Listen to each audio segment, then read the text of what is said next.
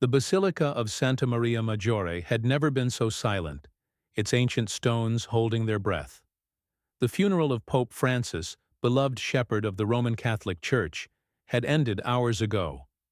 Dignitaries had departed, their black cars, vanishing into Rome's bustling streets. The final whispered prayers had dissolved into the cool air, leaving echoes in the vast shadowed halls.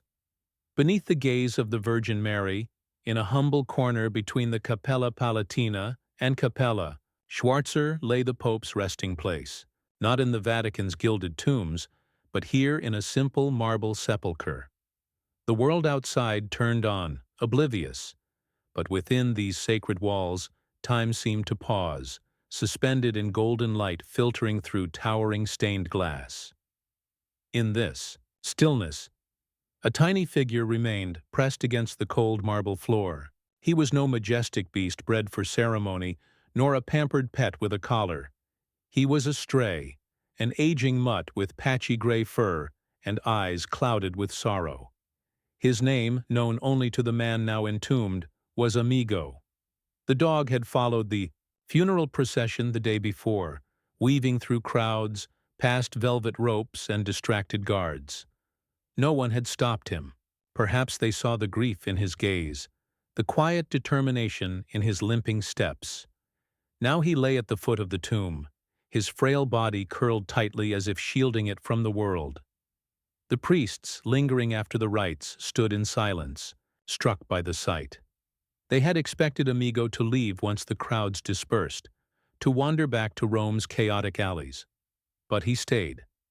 An elderly sacristan, his hands trembling with age, set a bowl of water beside him. A young nun, her face soft with pity, offered a crust of bread. Amigo sniffed politely, lapped at the water once, then returned to his vigil, his nose resting on the marble's edge. The cold seeped into his bones, but he did not move. In his simple, instinctive way, he believed his presence was needed. As evening fell, the basilica emptied. The great bronze doors closed to tourists, their heavy thud echoing through the nave. Amigo remained unfazed by the world's retreat. Priests moved quietly, preparing for final prayers, their footsteps muffled on the polished floors. The air, thick with incense, seemed to cradle the dog, and he in turn offered a silent watch. Candlelight flickered, casting long shadows that danced across the tomb. Amigo's eyes, half closed, gleamed in the glow, fixed on the stone that held his friend. Outside, Rome pulsed with life. Journalists typed furiously, their stories of the historic funeral flooding the wires. Pilgrims bartered in souvenir shops, clutching rosaries and postcards. The world turned without pause.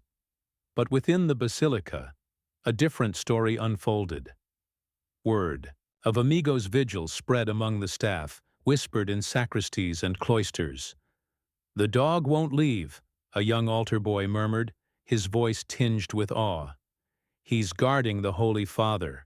The basilica's rector, Father Lorenzo, a man of stern tradition, frowned at the news. The dog's presence, however touching, was improper. The basilica was a place of order, not sentiment. Yet as he approached the tomb, he faltered. Amigo's frail form, dwarfed by the marble's grandeur, stirred something within him. The dog's eyes met his, not with defiance, but with a quiet plea. Father Lorenzo turned away, his throat tight. "Let him be," he said softly. For now, night deepened, and the basilica grew colder. The stained glass, now dark, reflected only the candlelight within. Amigo shifted, his joints aching, but he did not leave. Memories, fragmented and instinctive, flickered through his mind. A gentle hand offering scraps in a quiet courtyard, a voice calling Amigo with warmth. A moment of being seen not as a stray, but as a soul. Pope Francis, in his unassuming way, had noticed him, had loved him, and Amigo, in his wordless devotion, had loved him back. By morning, the basilica stirred. Workers swept the floors, their brooms whispering against stone. Priests prepared for Mass, their robes rustling. Tour guides rehearsed their scripts, ready to usher in the day's visitors. But Amigo's presence lingered, a quiet disruption.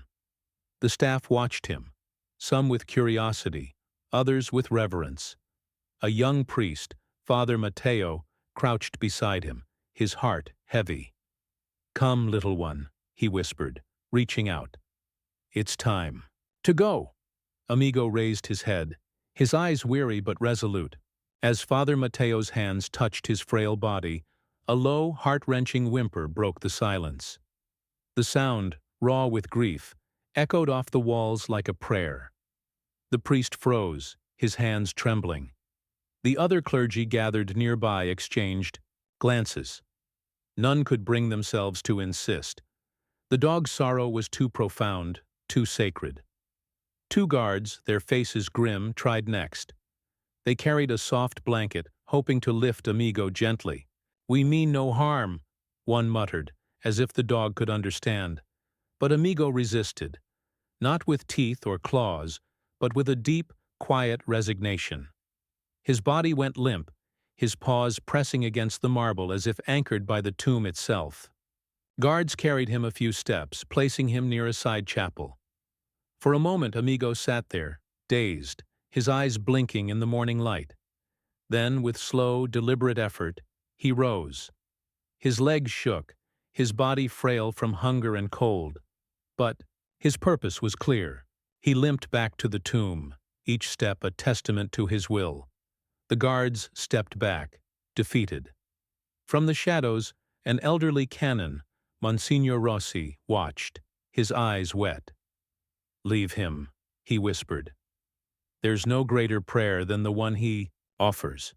Word of Amigo's vigil spread beyond the basilica.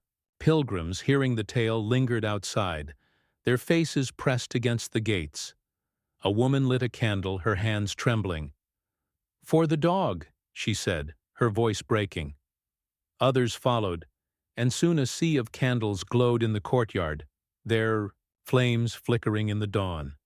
Journalists, sensing a story, scribbled notes, their cynicism softened by the scene. The tale of the stray who refused to leave Pope Francis's side captured hearts, not just in Rome, but across the world. Inside, the basilica's rhythm faltered. The rector, torn between tradition and compassion, called a meeting in the side chapel. Cardinals, their crimson robes pooling around their feet, debated in hushed tones. "He cannot stay forever," one said, his voice firm. "The basilica is a place of reverence, not a shelter." But Cardinal Montini, who had known Pope Francis well, shook his head. "And what is reverence?" he asked, "if not a soul refusing to abandon love?" The decision was made. The rector gave a small nod to the guards. "Let him stay," he said, "as long as he needs." The words, simple but profound, settled over the basilica like a blessing. Amigo, unaware of the debates, shifted in his sleep, curling closer to the tomb. His breathing was shallow, his body weaker with each hour, but his vigil held. Outside the crowd grew.